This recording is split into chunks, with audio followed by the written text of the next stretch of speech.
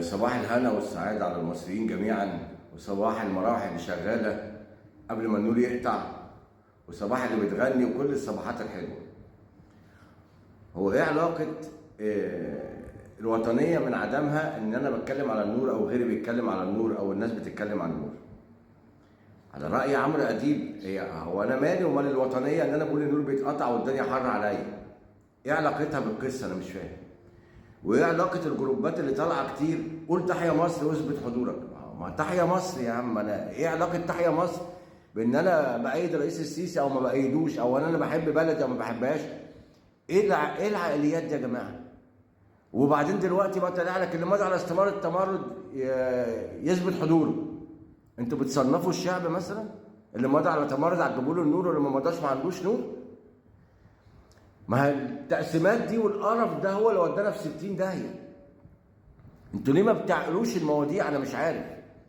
ايه علاقه تحيا مصر بان النور بيتقطع او ان انا بتكلم على النور؟ ما هو الاختلاف ما بيننا وما بين الحكومه على ايه؟ على قطع النور. انت كحكومه وفر لي الفلوس عشان تجيب لي الطاقه اللي تشغل لي الكهرباء، دي وظيفتك. هو انا لما اقول كده ابقى انا مش وطني؟ هو انا لما اقول ان الحكومه مش قادره توفر فلوس عشان تجيب الكهرباء ابقى انا انسان وحش؟ ما الكهرباء دي مضايقه الكل يا جماعه. هو انت لو شغلت الكهرباء او جبت فلوس وعملت لي الكهرباء، ما هتلاقي الناس خلاص مفيش حاجه تتكلم فيها. دي اللي عامله قلق للناس، وخصوصا ان في امتحانات ثانويه عامه وفي حر وفي زفت. الناس بقى اللي بتقول لك انا مع البلد، واسمه ايه ده، نشأة الدين، اللي بيقول لك بلد بلا وطن بلا كهرباء احسن من كهرباء بلا وطن. يا راجل ازاي؟ هو في وطن احسن من كهرباء بلا وطن؟ وانا اخد الكهرباء وامشي الف بيها على بلاد المسلمين؟ انت حتى كلامك مش بتاعله يا جماعه.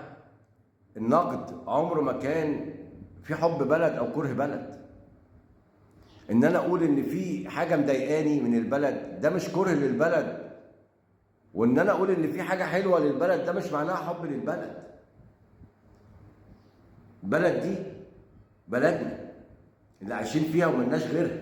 وقلت قبل كده احنا ما عندناش جنسيات تانية زي الناس اللي فوق. احنا ما عندناش الا جنسيه واحده، الجنسيه المصريه.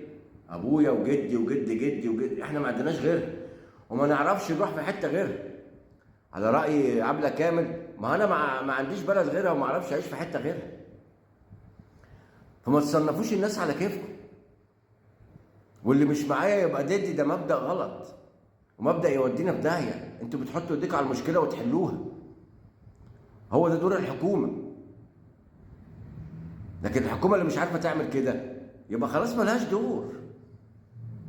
ملوش دعوه ده بتحيا مصر، وملوش دعوه ده بالكلام اللي انتوا بتتكلموا فيه. اعقلوا كلامكم بالله عليكم، يتوب علينا ربنا.